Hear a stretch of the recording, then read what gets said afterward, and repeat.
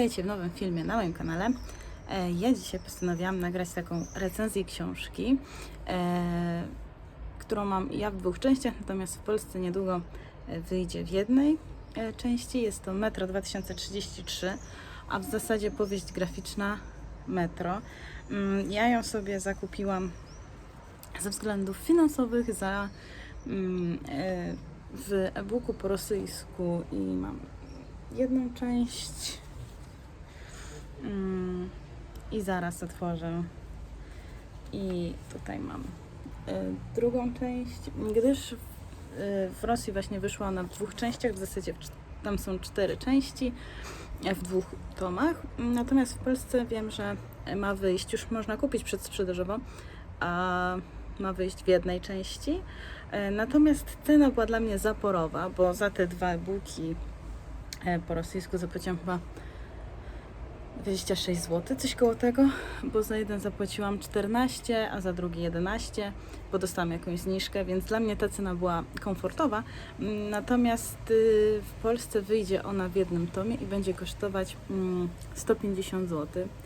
Więc dla mnie to była taka cena zaporowa. Nawet jeżeli na Empiku widziałam, że już są jakieś takie jakby promocje i ona kosztuje 120 zł, to nadal to jest dużo. Natomiast rozumiem tą cenę, ponieważ no jest to książka w twardej oprawie, po pierwsze, po drugie, no jednak druk taki komiksowy trochę kosztuje, bo to są jednak kolorowe kartki, kolorowe napisy, grube kartki najczęściej. Jeżeli mi się ona spodoba, to podejrzewam, że kupię. W sensie, jeżeli spodoba mi się polskie wydanie, to na pewno kupię, natomiast to rosyjskie w e-booku bardzo do mnie mówi i te ilustracje są piękne i ja też w zasadzie chciałam ją poznać po rosyjsku, natomiast wiem, że ten jakby powieść ta była, w sensie powieść, no nie powieść, tylko bardziej ta powieść graficzna, była napisana po niemiecku, bo wyszła oryginalnie w Niemczech, bo ma niemieckie tytuły i ona została przetłumaczona nie przez Głuchowskiego, tylko przez inne osoby, w sensie na rosyjski, bo na polski to pewnie podejrzewam, że tłumaczenie zrobił Paweł Podmiotko, ale to jak się dowiem, gdzieś przeczytam, to zobaczę i może wstawię jakiś napis albo coś. Natomiast no tak mnie urzekła. Ja w ogóle nie wiedziałam, że wyszła ta powieść graficzna, więc no jak się dowiedziałam, to od razu sobie wstawiłam kafelek, że muszę ją mieć. No i mam, tylko niestety nie po polsku, natomiast po rosyjsku. Więc ten weekend mam w planach poświęcić właśnie na czytanie tej powieści graficznej. No i myślę, że zrobię tak, że pierwszy tom zrecenzuję w jednym klipie, a potem jak przeczytam drugi tom, to zrecenzuję to w drugim klipie. Natomiast nie wiem, może wszystko ładnie połączę. Natomiast z tego, co na początku widziałam, to ta historia, jak przeglądałam sobie, to wygląda to naprawdę tak, jak ja sobie to wyobrażałam w książce, bo książki Metra to są te książki, z których ja zaczęłam swoją przygodę z Dmytrem Głuchowskim. I od tych książek właśnie powstała taka moja miłość. Ja je jeszcze czytałam jakby po moim pobycie w Rosji i w Moskwie, w tym metrze, jak tam są wszystkie te jakby stacje pokazane, no to ja je widziałam na żywo i to dla mnie robiło też jakby większe wrażenie, więc no tutaj mam wielki sentyment do tej książki i mam nadzieję, że te komiksy, ten komiks, ta powieść graficzna spełni moje oczekiwania. Także będę zaczynać od tomu pierwszego. W zasadzie to jest tom pierwszy, ale części pierwsza i druga. No i jeszcze, żeby było śmieszniej, to w Rosji ta książka wychodzi 18+.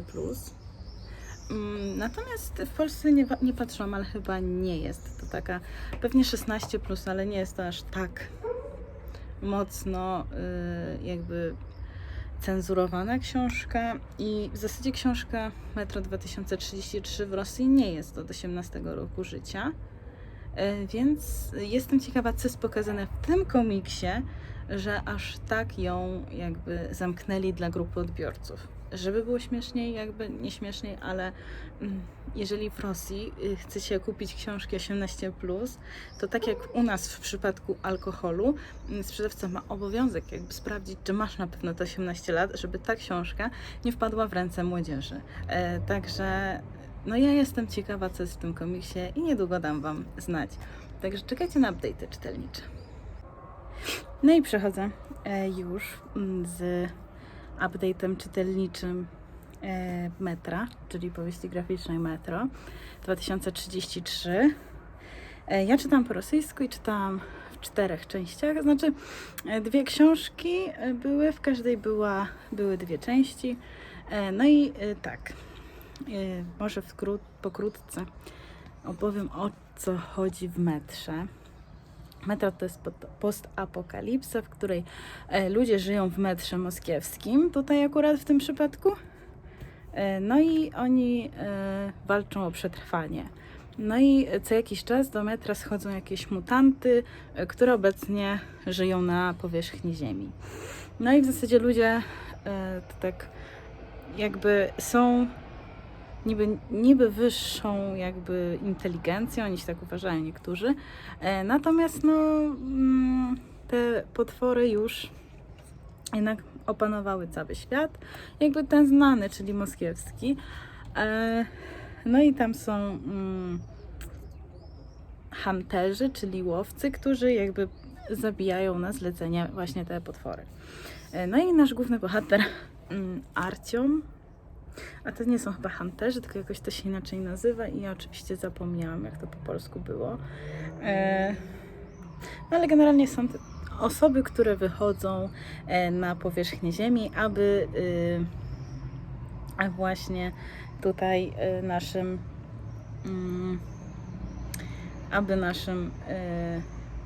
ludziom, jakby zwyczajnym ludziom w metrze żyło się lepiej. No i bardzo mi się podobało, że ten komiks, jakby nie komiks, ale no tak będę nazywać zamiennie, chociaż wiem, że tam jest jakaś różnica. Natomiast tą książkę czytało się bardzo przyjemnie. Normalnie każda z części wydawała się jakby oddzielnym odcinkiem. To się czytało, jakby się oglądało trochę serial właśnie związany z metrem i to mnie bardzo urzekło. Obrazki piękne.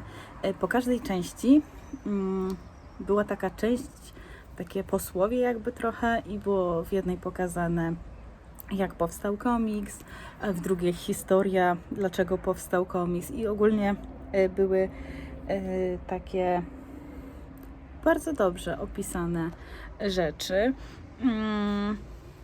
I właśnie były pokazane obrazki, jak powstał ten komiks, więc też takie szkice, to takie smaczki, które dodawały jeszcze więcej uroku jakby tej książce.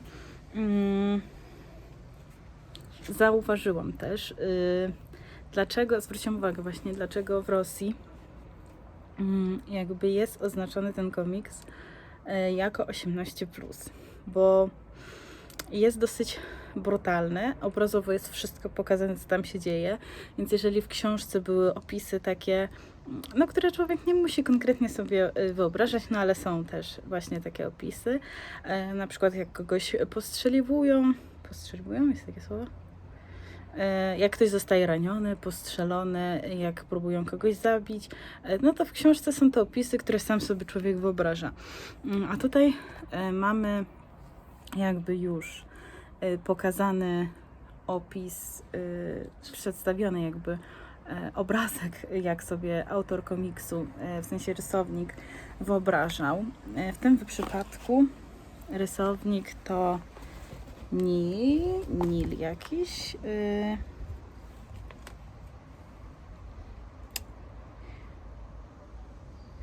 Piotr Newton. To rzeczywiście Nil. Generalnie Piotr Newton i tutaj mamy bardzo obrazowo to przekazane, więc naprawdę nie dziwię się, że jest to komiks 18+. Nie wiem, czy w Polsce jest, natomiast pewnie nie, bo my nie mamy tak rygorystycznych przepisów co do książek. Mi to obrazowość jakby nie przeszkadza, ja to sobie patrzę, bo wypisałam sobie w punktach mniej więcej, co chcę powiedzieć. i mniej więcej staram się to przekazać, żeby potem nie zapomnieć, bo jak czytałam, to sobie właśnie zapisywałam jakieś takie smaczki, jakieś rzeczy, więc mam trochę pomoc taką. No i właśnie mi ta brutalność nie przeszkadzała, natomiast no, są osoby, które są wrażliwe na to, więc może im to przeszkadzać, więc wolę tutaj też uczulić właśnie na to. Co jeszcze chciałam powiedzieć? Ogólnie cały komiks, przez to, że jest podzielony na 4 części, to trzeba je czytać po kolei. No, jak to zazwyczaj bywa w takich rzeczach. No i na przykład w 3. części jest bardzo dużo przypisów, które odwołują nas do poprzednich części. Także podejrzewam, że te części jakby każda oddzielna wychodziła w innym terminie i autor, kiedy pisał jakby 3. na przykład wydawana została, to było powiedziane przypomnienie takie jakby skąd wzięła się ta i ta postać, albo skąd to i to się pojawiło, więc ogólnie uważam, że bardzo fajny zamysł, bo jeżeli to wychodziło jakimiś tam w jakimś odstępie czasowym, no to ludzie mogli pozapominać trochę i mogli wracać, szukać, tak już mają powiedziane konkretnie, gdzie to jest pokazane, no i łatwo można znaleźć. Jeżeli ktoś nie czytał książki, to ten komiks może mu się nie spodobać pod tym względem, że jest trochę poucinana fabuła. Jakby trochę skrótowo jest to wszystko przekazane. Na przykład sam wstęp, czyli poznanie Huntera, który wybierał się, żeby usunąć jakby wrogów stacji WDNH. Nie wiem, jak po polsku jest ta stacja. To jest właśnie w Rosji WDNH i to jest właśnie stacja, gdzie byli czarni, czyli wrogowie, jakby te takie istoty, które w ludziach na stacji wzbudzali lęk. To były właśnie postacie, które były bardzo podobne do ludzi. Tak, więc on po to poszedł, to i tam poznaje Arcioma. I w komiksie, czyli głównego bohatera, i w komiksie to było bardzo skrótowo, natomiast w książce było lepiej to opisane, więc jeżeli ktoś nie czytał książki i przeczyta komiks, to uważam, że może się trochę zrazić co do książki, natomiast po prostu książka więcej wyjaśnia, bo ma też więcej stron i więcej może autor przekazać, bo nie musi rysować do każdego, jakby, no generalnie lepiej w książce jest wszystko opisane, natomiast obrazowo lepiej w komiksie wszystko widać. Także są i plusy, i minusy. No i ogólnie cały ten komiks jest taka fajna gratka dla osoby, która bardzo lubi serię Metro. Ja uwielbiam. Ja ogólnie mam sentyment do Głuchowskiego, ale też taka ciekawostka, komiksu wcale nie pisał Głuchowski, tylko on w ogóle, ten komiks wyszedł w Niemczech. Przynajmniej ja tutaj mam tak w tej mojej wersji pokazane, w sensie, bo nie mam polskiej, więc nie mogę powiedzieć jak, ale generalnie to jest komiks, który napisali, a może i napisał Głuchowski, no nie wiem, ale generalnie Głuchowski, jakby ten komiks wyszedł w Niemczech, więc jest na podstawie Metra na pewno, ale wyszedł w Niemczech, ma niemieckie tytuły, no i na rosyjski to na przykład był tłumaczony przez Petera Nuitena i Svena Jachmana. A nie, ja jeszcze źle czytam. Tegoż. Nie, to ten właśnie. Dobrze, że zobaczyłam. Czyli Głuchowski napisał ten komiks po rosyjsku, natomiast on ogólnie wyszedł w Niemczech, jako że Głuchowski jest obecnie agentem obcego wywiadu uznany w Rosji. Jeżeli on się tam pojawi i ogólnie jeżeli będzie się pojawiać, no to on nie będzie mógł być na wolności, tylko go zamknął. Więc on wydał ten komiks w Niemczech, dlatego jest to po niemiecku i tytuły po niemiecku. Natomiast te Peter Nuiten i Sven Jachman, którzy właśnie pisali te posłowie jakby